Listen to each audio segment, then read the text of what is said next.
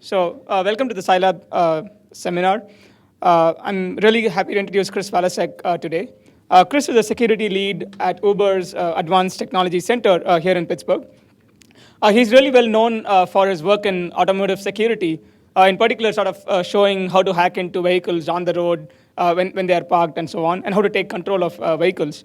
Most recently, they had a really cool demonstration where they actually showed they took a 2014 Jeep Cherokee, and he and his sort of collaborator obtained physical control of the vehicle. So this is really scary, and this is a problem we should all really care about. He specializes in reverse engineering and exploits, as you can guess. He has actually a BS in computer science from University of Pittsburgh, so he's somewhat local. And he's actually the chairman of SummerCon, which is America's longest-running hacker conference. So without further ado, let's welcome Chris Valasek. Thank you. I actually live right over here on Moorwood Avenue, so I walked over here. I'm truly local. I don't know. I see some familiar faces. I actually think I met quite a few people here before. Hey guys, how's it going? I used to work at IOActive. That's when I did all this research. Since then, I've moved to Uber ATC here in Pittsburgh. It's good times. So this talk is supposed to be fun. I like it because it was a fun project to do. It took a long time, but it took a lot of work. And packing a year's worth of research into paper, I think everyone here knows, is pretty hard, especially talking about it at length. So we do have our 90-page paper that we released has all this information. So I gloss over a lot of the reverse engineering stuff because it's boring. But it's all in there, all documented, so people can look at it, try to do the same things, recreate our research. When we were making this, I think Mercedes came out after we announced kind of that, hey, we hacked the vehicle without altering it in any fashion, and they said, well, don't worry, our cars aren't hackable. I think everyone knows it's a bit silly to claim your thing is unhackable. Code's complicated. Writing secure code is really complicated. We're bad at humans at doing it. Otherwise, I probably wouldn't have a job. So we're just terrible at writing good code. Going out and saying things are unhackable makes me want to look at them more. So basically we go over the process that we used when doing this research. And the first thing we did was really get code running on the head unit via Wi-Fi. The car had the in-car Wi-Fi thing, so the kids can play Nintendo DS on the way to grandma's house. That was our first attack. Then we figured out how we could do this from cellular. Then we'll go over the payload, show you some cool stuff. I'll go over the RE work we did with how we got code to actually run on computers that controlled things in the vehicle as opposed to just the head unit. And then we'll go through all that and watch some videos about how it went down. A lot of times when we go and talk to people about car hacking, the only thing they really think about is the remote vector, right? Bluetooth or telematics or now even in-car apps. And that's one very important part because that gets you in from the outside. Even the tire pressure monitors, right? Those are radio sensors from your tires to your car telling you the data going in. Keyless entry, if anyone saw all the stuff that Sammy did this summer too with keyless entry, right? So there's a lot of inputs in these cars. And a lot of the internal networks of these cars were designed prior to any of this technology being relevant or even in existence. So this is an important part, but there's also the part of moving from one piece to the other. It took us a while, but we found out that not too shockingly, the microprocessors that are doing radio processing aren't the ones that are actually doing CAN messages or FlexRay, right? And these are two separate microprocessors, maybe on different boards, maybe on different computers, but you need to figure out some way that once you pop it remotely, which we know we can do, right? These things have web browsers. If you think that they aren't running out-of-date versions of WebKit, it's kind of silly. But how do you move from that portion to the portion that's cool, where you can move the steering wheel, control the brakes, right? Those are the important pieces.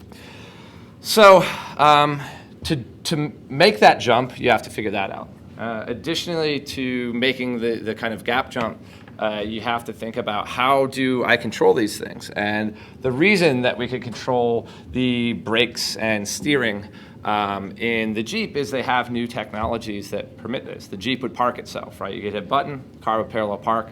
From our perspective, that meant a computer was turning the wheel for you. The cars now, most of them, it's going from what used to be in very high grade, like Mercedes S-Class, to your average Kia now has adaptive cruise control, right? It'll sense that a car's in front of you, apply your brakes for you, and then speed up afterwards.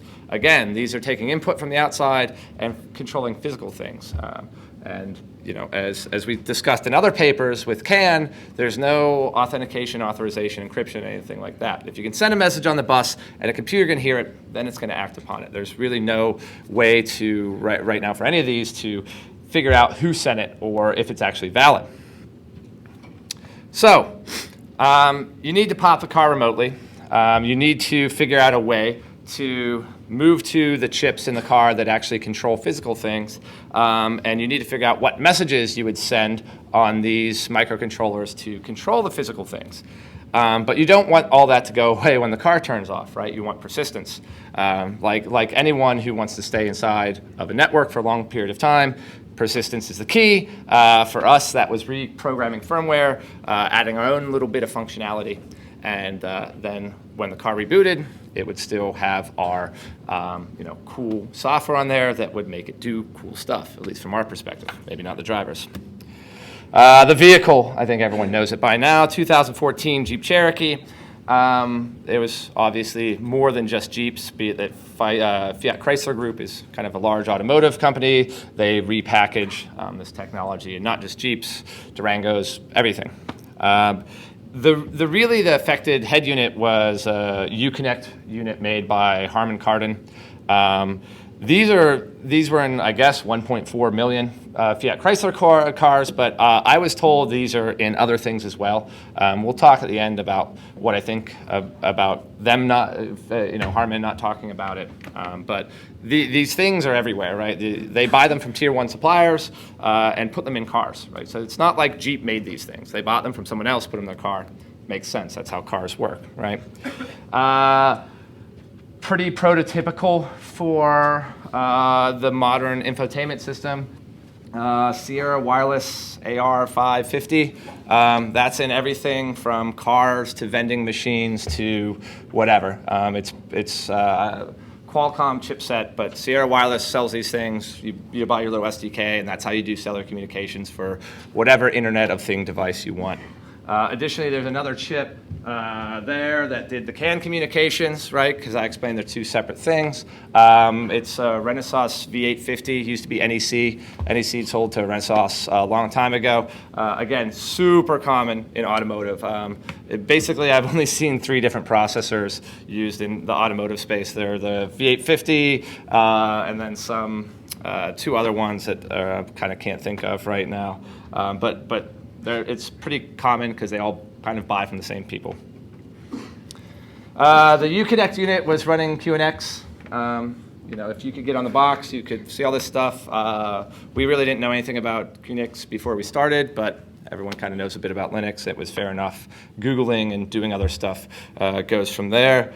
You'll see the little hash sign there from running our command. As you'll see later, there's no different users. Everything on this thing runs as root. So I think we can all agree that's probably not a good idea, and we'll see why that wasn't a good idea very shortly.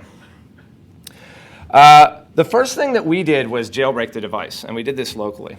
This was not required to remotely attack the car. We just wanted an easy way to log into the car, run commands, do research on a head unit that was installed in millions of vehicles without having to run an exploit every time we did it, right? You see Charlie popping the USB key in there. It reboots. It's updating the software.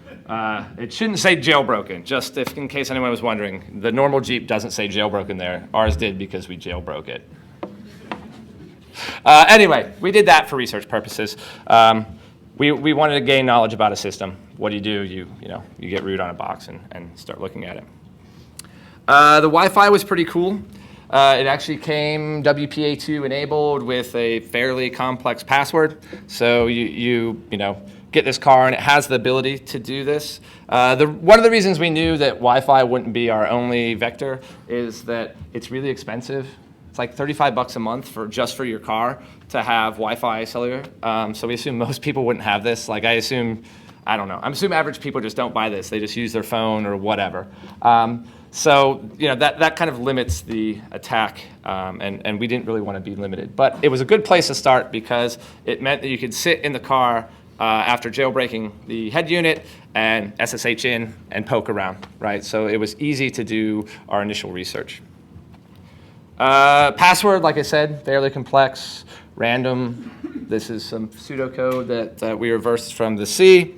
So guessing that would be hard, right? I guess if you knew the year the car was made and maybe the day, you'd be looking at millions of passwords. And maybe to crack those things and test it against the car, you would have to trail a car for like an hour or so. I don't know. I think it'd be really creepy to follow someone around for an hour with your like Wi-Fi stuff on your hood of your car. So it's pretty creepy and kind of unobtainable, but you could do it. Like it's not beyond the realm of possibility. But then we started reversing more of the scripts they used, be it that they set the password based on the time. What happens is the car comes out, and if it can't communicate with its cellular contact, it's like, screw it, I'm gonna make the date 2013, January 1st, right, at 100 hours or whatever. So we realized that this was the WPA password that came with our car, and it corresponds to this time. If you look, that's actually January 1st, 2013, 32 seconds. So in theory, we could say for a given year build, there's only a few minutes in which it couldn't receive signal and decided it was this time, right? And it started counting. So now we only have dozens of passwords to try. So you could roll by a car, figure out the WPA2 password based on the year of the car and a set of dozens of times, hundreds of times. And so you could just roll up, crack the password, and then be on their Wi-Fi. So it is feasible to do without trailing someone for an hour, right, based on the time and the year of the car. So that's kind of bad. After getting on Wi-Fi, what's the first thing that anyone does? Run nmap on the AP's IP address, and lo and behold, there was a lot of stuff open. And we actually didn't look at a lot of this because we saw that. And we're like, oh, cool, this thing has IRC. That's awesome. We're like, yeah, that's awesome. Let's start looking at IRC. This is great. At least we can use this as a mobile chat platform. It was not IRC. It's actually dbus over IP. And if you deal in the Linux world, dbus basically is RPC, IPC type mechanisms for that operating system. Usually you require some form of authentication with this to ensure that not anyone can just connect and start issuing dbus stuff. Ours did not require any authentication, right? So we could connect via dbus over IP to that IP, that port, and start doing stuff, right? And Python, and it has dbus library, so it's really easy to script all this stuff to start hacking this car. We actually used a thing called defeat, some GUI for Linux that it'll go through and tell you, like, basically, these are services and these are methods within the service. You see they all start with com.harman, right? So these aren't written by Fiat Chrysler. This came with the stuff they bought. So it's one of those things where they bought this unit, plugged it into the car, and we're assured, like, yeah, it works. They tested some stuff, it works. And you can even do see certain methods. You run it. The output is some text. You're like, oh, these are names of methods I can call, and these are the actual service names. So it's really easy to start enumerating information from this. And after we enumerated some information, we realized that we could actually start looking at the scripts that parse this information. And it was all in, they leveraged Lua pretty exclusively on this head unit. So we saw that there were methods that took parameters from dbus over IP and then passed them without doing any kind of input validation to OS execute. Essentially, tons and tons of command line injection. And we stopped looking after we found like 20 of them, because it was just, why even continue looking when you see the same bug over and over and over and over? We were so stoked. We're like, all right, we have a Python script that's a couple lines long that we could inject commands. os.execute Lua script runs as root. So essentially, easy command line injection. Don't have to worry about any of the stuff. Like Charlie and I were geared up to spend like, a year writing an exploit if it was some complicated memory corruption thing over cellular. Like, nope, IP, Python script, command line injection. But if we continued to look for a few, and then realized that we actually didn't need to do command line injection, so we threw all those bugs out. Because there was just a method called execute, and you would pass it whatever you wanted, and it would just execute it, and it ran as root. So it's like we didn't even need an exploit per se. It was like, do you know how to run commands on Unix? If yes, then owned.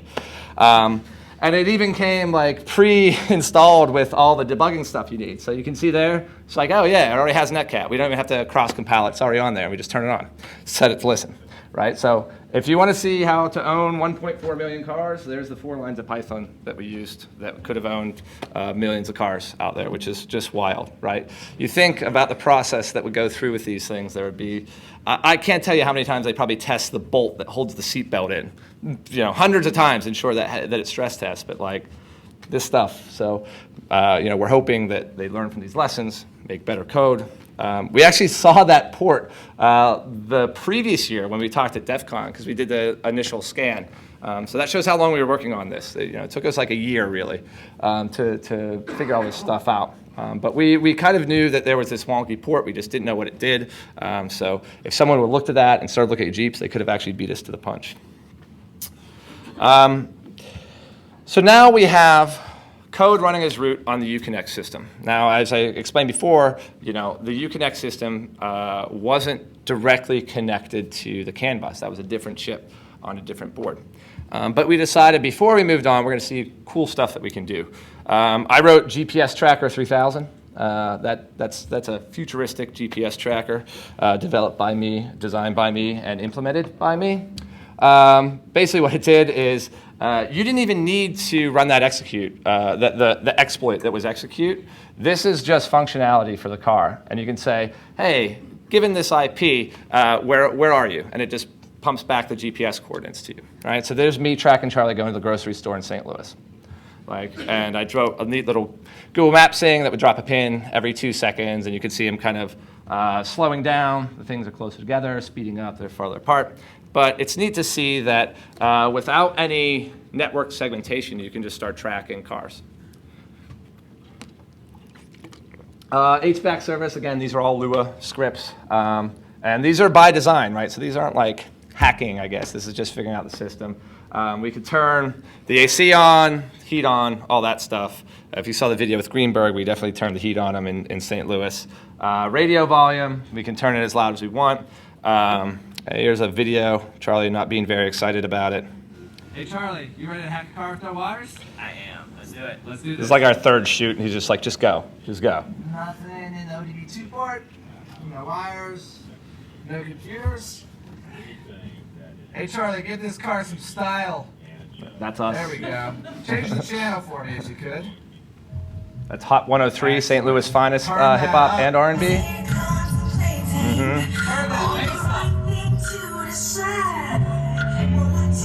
The neat thing to know in this video is that the services that respond to physical knob controls were just a service. So we would actually kill-9 the service, and the knobs wouldn't work anymore.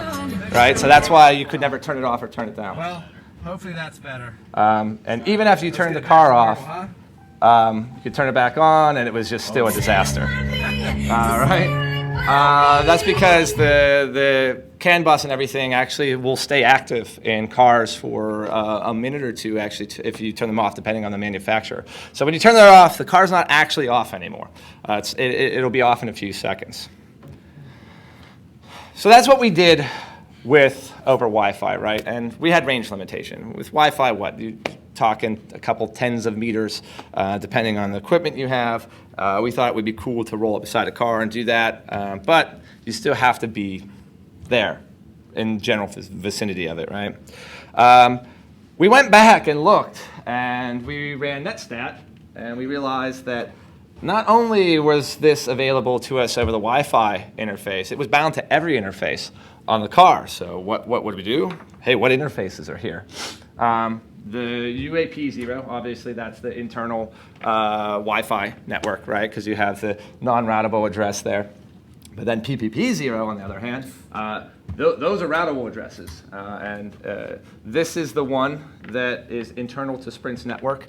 So if you're on Sprint's network, that's how they communicate with the vehicles. And this is the one that would show up if you were, visiting a website and they checked their server logs. That would say, this IP connected. You can't get back to that IP to the car. But we saw that this was definitely for Sprint, right? So we went and bought some femto cells.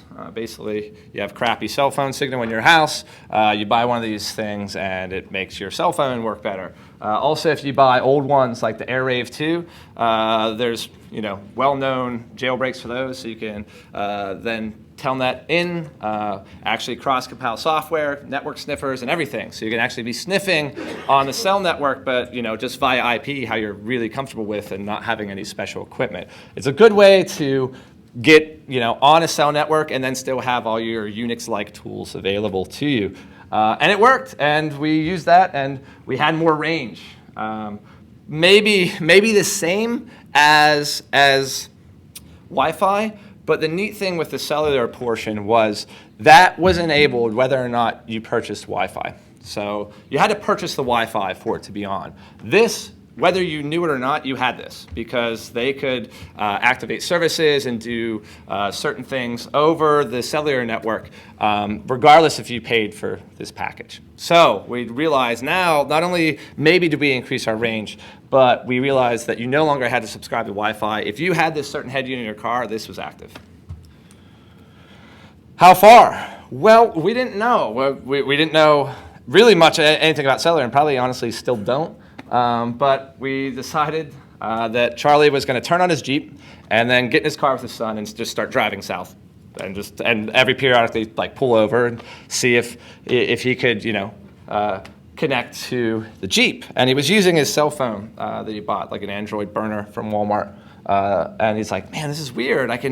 He's like, I'm 100 miles away. This femto cells don't work that far. I was like, yeah, I don't know. Maybe it's like per cell tower range thing because they're actually cells and lines. Lo and behold, if you had a Sprint device, you could reach every device on their networks, right? It was basically, think of it as just flat. If you're on, you can touch everything.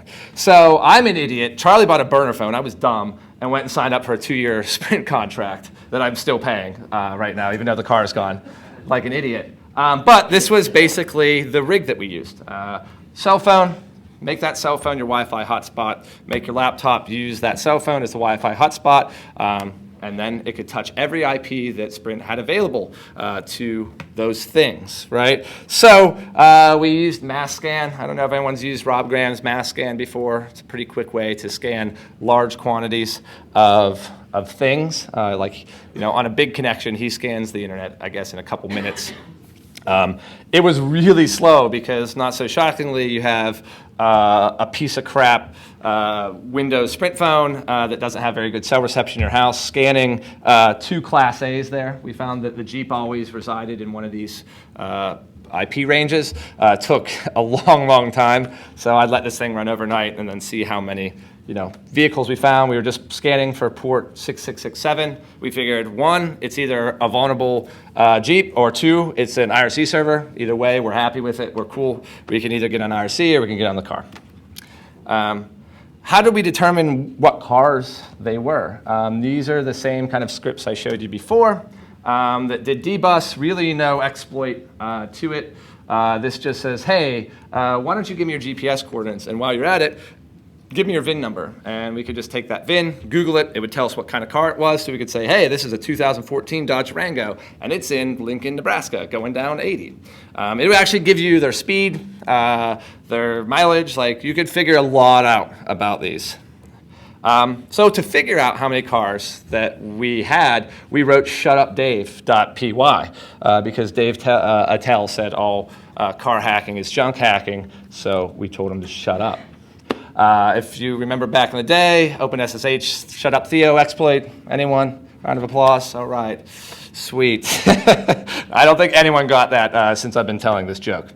Anyway, we scanned a bunch, and we found that it wasn't just Jeep Cherokees, right? We found 2013 Dodge Vipers. We found Dodge Rams. We even found 2015 Grand Jeep Cherokees and 2014 ones. So when we initially thought this only affected one model year, it actually leaked into different model years as well, because making cars doesn't happen on this very short cycle that you think about. We wanted to estimate how many vehicles there were. Was there any questions? Yeah, I was going to say how you found out what model cars they were. If you get the VIN number from the car via one of these scripts and just Google the VIN number, it comes up telling you, and we just scrape Google saying 2014. So you're executing stuff on other people's cars. So this is just a query that's saying, give me your VIN and give me your GPS. So there's no execution involved from our end. Okay. We asked the EFF before we did these too to make sure that we weren't going to get thrown a slammer. And they said, Jennifer Granick gave us the blessing to do this because it was only scanning or whatever. Anyway, we wanted to figure out how many vehicles there were, and we couldn't really figure out a good way. And then Charlie was running, and he thought, how do they figure out animal populations? And the way they generally do that is you catch a bunch of animals, you tag them, you release them all, and then you catch a bunch of animals again. And the general gist of it is if you find animals that don't have, if you get a bunch collected that don't have tags, population's pretty big. If you get a bunch back and they all have tags, population's pretty low. So when we did these estimates, we estimated there was around anywhere from like 300,000 to 500,000 cars or something that we thought existed out there based on a couple scans and seeing the VIN. Since they're unique per vehicle, we could definitively say whether we've seen a car before or not, because the IP changed every time you restart the car. We had a call with FCA before Black Hat even, and we're like, hey, we think there's like 400,000. And they're like, yeah, that number's good. Don't worry. We later find that it's like magnitudes higher, right? It's 1.4 million. So we were off by several magnitudes, but we wanted to be lower. Go ahead. You were only looking for Harman hardware? Like, what about like other manufacturers like Continental or like, are those? Well, we only knew these scripts for the certain Harman head unit, right? And it had to be on Sprint. So we only knew that there would be FCA vehicles on Sprint's network that replied to these things when sending the request on that port. So yeah, I mean, there could be more out that use this actual head unit. We don't know. So we know how many cars are out there, and we want to control them. But we only had a way to either query the vehicle or execute code on the head unit, not actually run stuff that would send CAN messages. So we figured the best part is reverse engineer the firmware and go from there. And we originally picked this car. If you ever saw our Black Hat paper from 2014, that was a survey, a bunch of cars, and we said which one's the most hackable. That was just research to decide what car we wanted to buy. And we thought Black Hat would like it, and they accepted the talk, and it was cool. But the Jeep was #1 on our list for this very reason, right? The radio, where all the stuff is, communicates with both CAN buses, the stuff that does important things, steering, braking, and the other CAN bus in the car that doesn't do so important things. That's why we chose this car, because we figured to give our best shot to show this as possible, right? Inside the Uconnect, there's a OMAP chip, which does all this multimedia stuff and communications, and then there's the V850 chip. Now, if you looked at the two boards, you might concur that it is what the engineers said it was, that it was air gap, because you could look through them and you'd physically see air. But in reality, be it that they coupled together, there was a spy line between the OMAP chip and the V850 chip. So there's two different pieces of the board. There's the V850 chip. The OMAP chip is in this thingy. And they were actually communicated. And we started doing more system investigation and realized not only did they communicate, but it was designed to update that V850 chip from the OMAP chip. There's a command called IOC update, and you gave it a firmware, and it would update the V850 firmware. I'm sure there's a reason to do this. You're updating the head unit, you want to accept new messages or something. The bad part was firmware was not signed, no code signing, no anything, right? So you just passed it a binary file, and it took it as firmware and ingested it. So you could theoretically reverse engineer this entire firmware, write your own backdoor for it in handwritten assembly code, and then pump it back to this and make it do whatever it is you want to do, which is exactly what we did. So you go download the data sheet for this V850 processor, you read a couple hundred pages of data sheet, figure out how the memory mapped I/O works, how it talks on CAN. Then you start looking for different pieces in the disassembly, where the message buffers coming in from, where they outgoing, what flags do you need to set for the chip to force an interrupt to send a CAN message, things like that. Lucky for this, it wasn't too bad. It took us a long time. I think it took like 3 or 4 months for us to reverse engineer this. So even though I fly through this, it took a very, very long time because we didn't know anything about this architecture or this CAN stuff. It would be faster this time around, but it's just time consuming. You find your base address, just basic reverse engineering stuff to start out with. You get your segments set up. You have your PPA segment, which is your kind of memory mapped I/O for doing CAN stuff.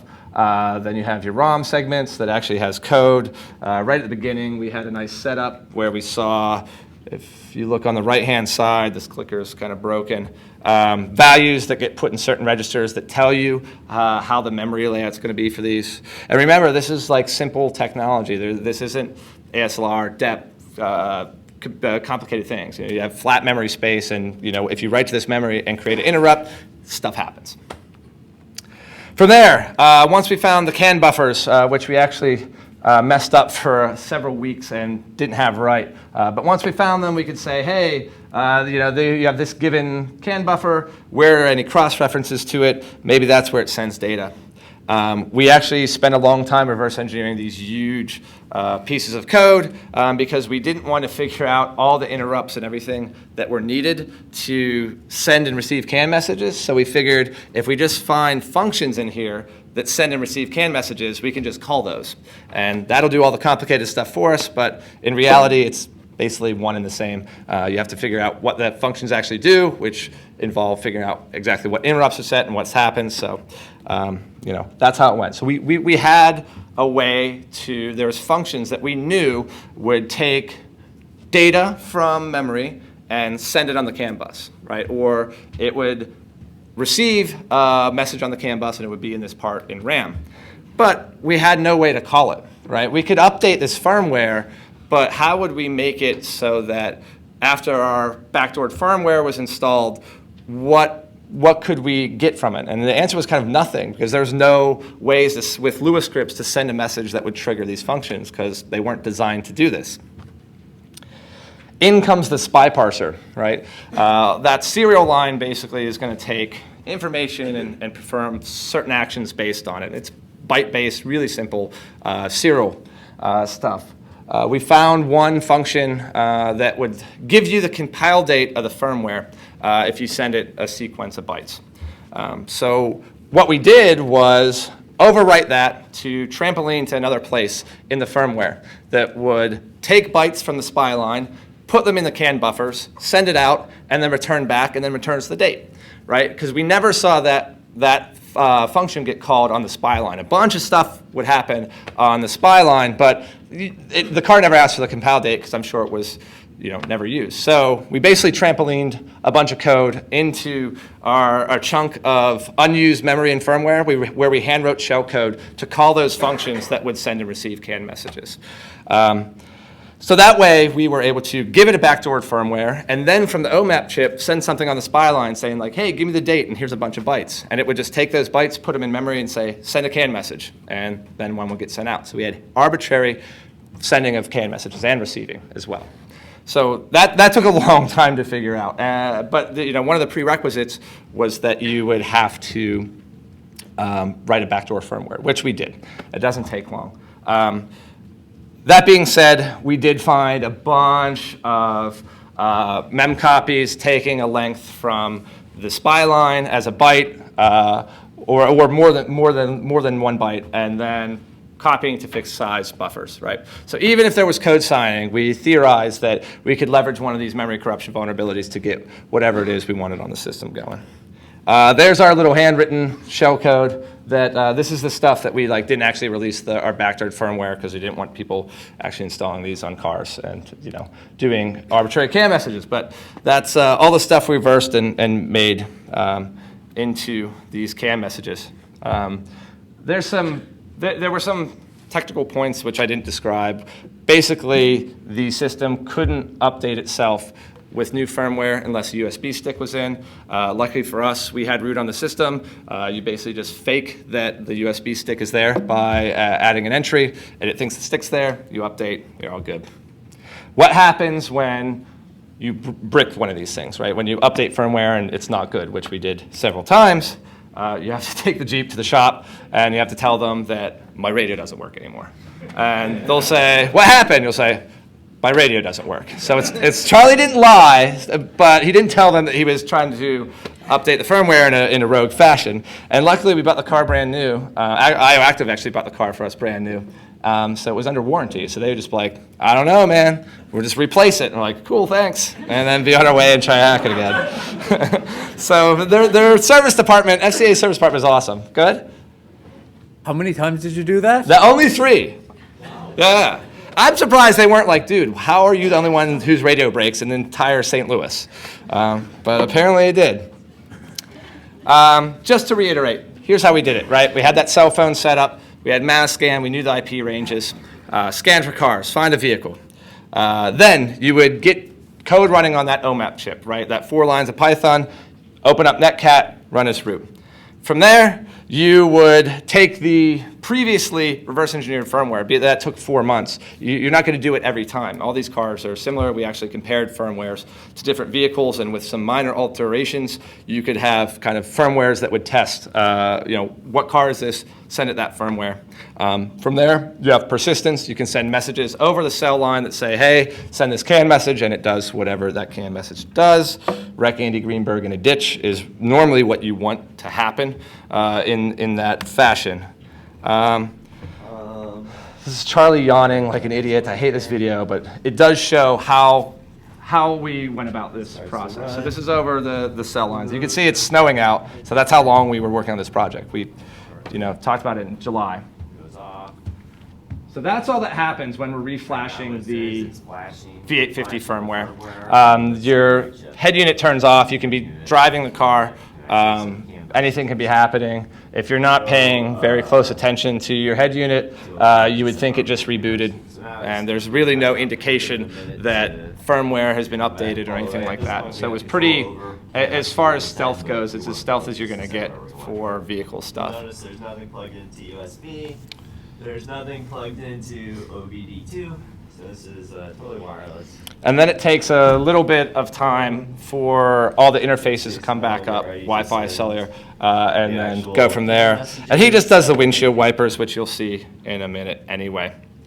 But to reverse engineer the firmware, we needed to acquire firmware, and that involves either ripping it off the board yourself, using JTAG, or having someone delayer it and do some really complicated stuff, or you buy the mechanics tools and look at the staging directory. They put the firmwares in on your computer and then reverse them, which is what we did. FCA uses this thing called wiTECH. It's super expensive. I bought this package. The most minimal package you could buy was $6,500. And they're like, so what do you do? And I was like, I'm Western Pennsylvania's premier Jeep third-party tuner. And they're like, awesome, glad to have you on board. I was like, thank you. And I purchased the stuff. And it wasn't a lot because I was tuning the Jeep. The cool thing about this software was, unlike every other piece of mechanics software we've seen, this is kind of brand new. This is a new generation, and it was written all in Java. So I didn't really actually have to reverse engineer much, right? You just decompile Java. And we would see that the files, the firmwares, were actually encrypted, and we couldn't just shove them in a disassembler and look at them. But after doing some preliminary our reverse engineering on the Java code, we figured out that indeed the encryption was kind of bogus because they actually just had their passwords in the Java code because there's no way you could reverse engineer Java code, right? And then we had all the passwords they used to decrypt these files. You see the password, it's pretty leet. They spelled generation in leet speak with 3s for E's and @ sign and everything. But generally speaking, you had this big directory of encrypted files. We decrypted them all, figured out which ones were the ones for our ECUs, and went from there.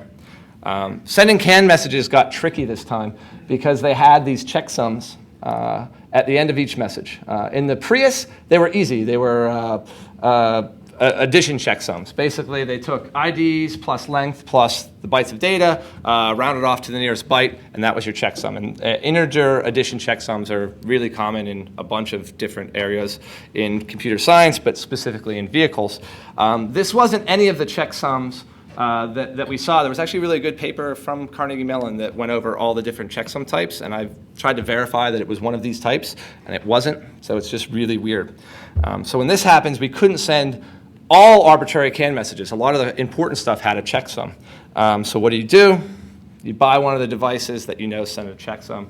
You get it, you rip the firmware off of it, you reverse engineer it to find the checksum code. I'm not going to lie, the first thing I did was look for XOR instructions. There were 3 of them. Out of 3 of them, 2 of them were involved in the checksum creation, so I didn't actually have to go digging around. I got to the code, and luckily I knew how to reverse this architecture, and then verify that they were the same ones that we would see on the Jeep based on the values. How do you capture these messages? This is one way. You want to test the pre-collision system in the car. You find a parking lot, and you run right through it. That didn't work at all because we found out later, someone's like, hey, it's cardboard. It's not going to pick up. Home Depot trip, buy yourself some cans. From there, you try this again, and way faster, if you can hear the engine revving with a camera taped to the front. And this is the end product. This is Charlie's kid's school, by the way. It didn't really work either. So we figured the only way to do it is like get a car and smash it into it, which we didn't want to do. That's how we would get these messages, right? And we found a bunch of normal messages. For example, the pre-collision system is normal messages. They're naturally occurring. The values just change based on the state of the vehicle. Should I be braking? A bit flip. Or the lights on and off, bit flip, right? But they're always being sent at a continuous pace. Depending on the ECU, that is, how fast they get sent. Things like speed and RPMs get sent a lot. Things like, is your dome light on, get sent once a second, right? Wipers are boring. Speedometer is cool, right? So if you look at the speedometer here, we're going 70. You send a message, tell the car it's going 40. Basically, we are just overpowering. We're playing these messages faster than the actual thing that's spitting them out is, and it listens to ours. The other one that was really cool was locking and unlocking. Before I told you that you have a bit from when the time the car turns off to when the CAN bus actually turns off. So this is an example of what someone can do.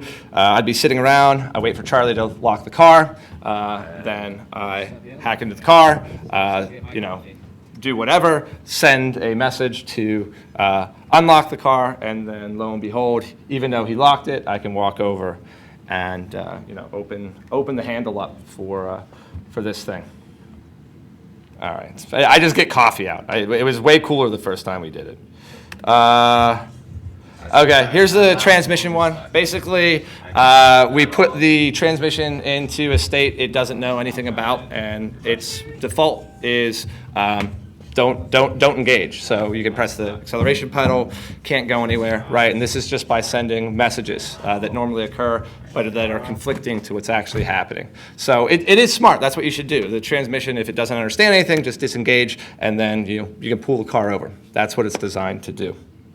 Additionally, there were diagnostic messages. You don't normally see these on the car, but a mechanic, when he would take your car into the shop, he would run these things. Hey, I want you to bleed the brakes because I'm about to change them, and it would bleed them for him. It helps mechanics do their job better, faster.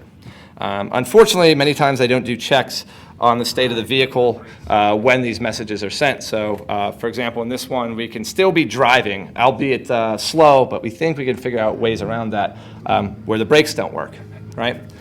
So you press the brakes as hard as you can, they don't work. Why? Because there's no pressure in the lines. They just don't work. So you can actually turn a car's brakes off by sending a simple message on the CAN bus, which is pretty neat, right?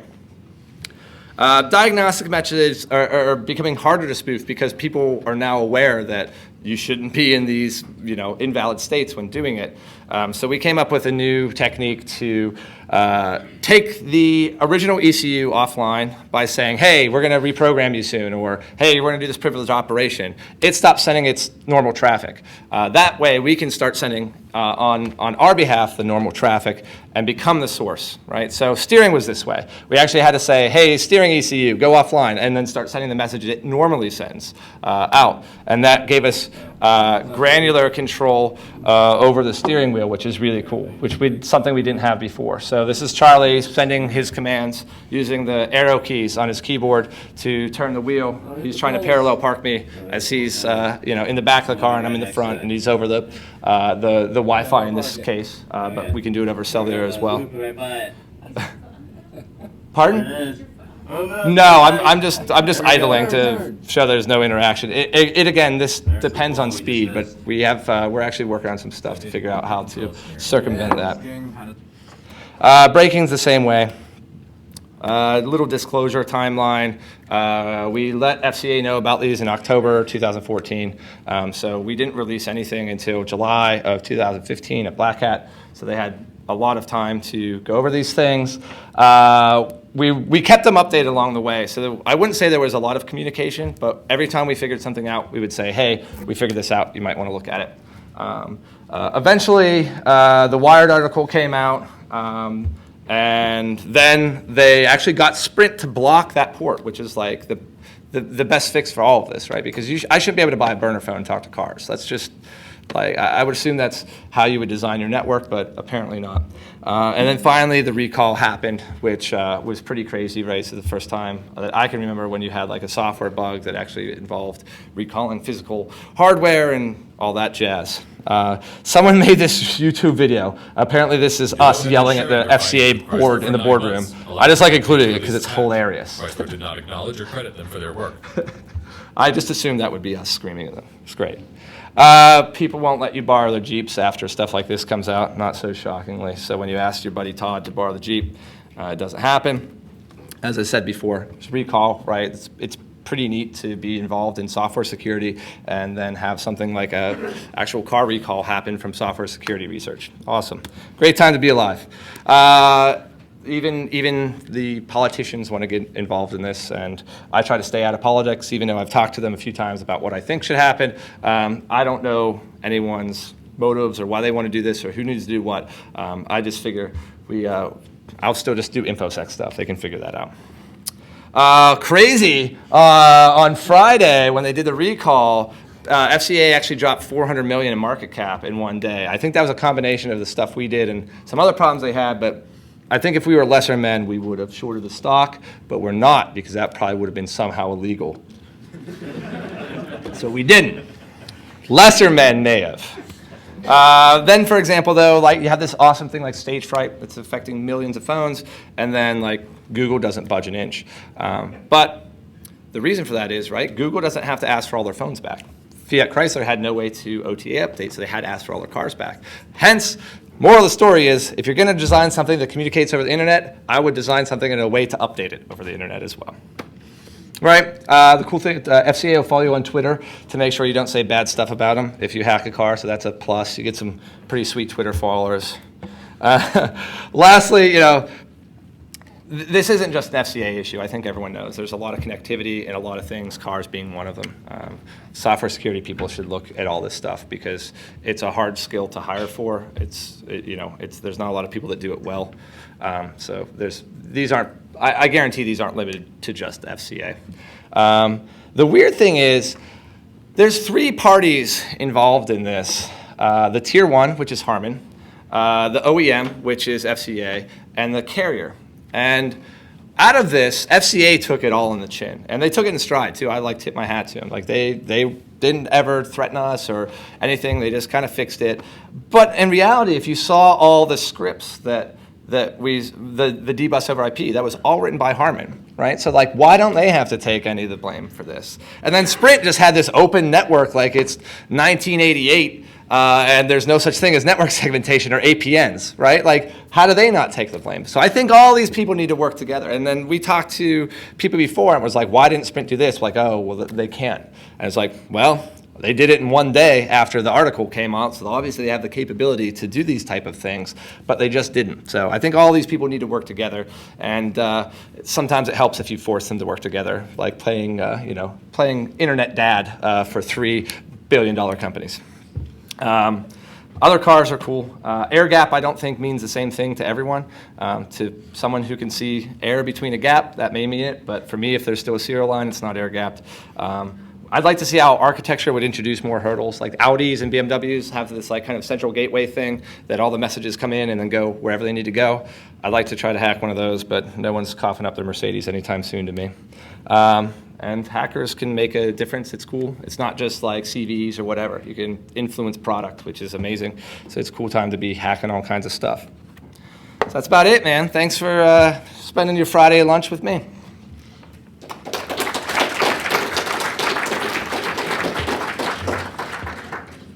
Will? At what point does the security of an automobile affect the consumer's decision whether to buy the vehicle or not? I don't know, but I think we're reaching that point, right? Like, I think it's cool that we're having, like the stuff Mudge is going to do, where he has an underwriter's laboratory. Because you can open up a Consumer Reports, and it's going to tell you that the Volvo XC90 is the safest car out there, right? But, like, it would be nice to have something like that for software security. Like that, it's just, I don't even know what to say to people because they ask me that all the time. And I wish you could say something more than like yell at their dealer, but they're probably not going to know what you're talking about, right? So how much of what we know about vulnerability disclosure over the last 15, 20 years with normal software, how much of that still applies in cyber physical systems like this? It seems from the people we've talked to are stuck a little bit where, say, Microsoft was in the early aughts. I don't know, based on disclosure and communications and things like that. So hopefully they can learn lessons. But I don't know. Like, I mean, we basically try to give them as much time as humanly possible because we know it's not just a software patch, right? There's other things they have to do. So I know it's going to be difficult. I'm going to leave that one up to CERT. They can figure that one out. Go ahead. Just went on eBay about 1989 Jeep Cherokee. Sure. You're good, man. The 89 solid vehicle, no communications in it. I want to make sure. Did you get an offer to join FCA? No, and shockingly, no car companies ever came and gave us a job offer. That's amazing. And what do you think is going to happen when V2V, V2I? That's really interesting because I actually did a distillation of the whole pre-spec they did, and all the things that are complicated, like certificate revocation, it's like, yeah, we'll figure that out when we implement it. So if you go through that, like I actually had a blog post on it, but if you go through the V2V stuff and V2X stuff, all the hard decisions they have to make on like how they communicate and who can do it and how long and what way do you have to prevent things are kind of up in the air right now. So it's going to be interesting to see when it comes. Anyone else? Sweet. All right. Back to work with me.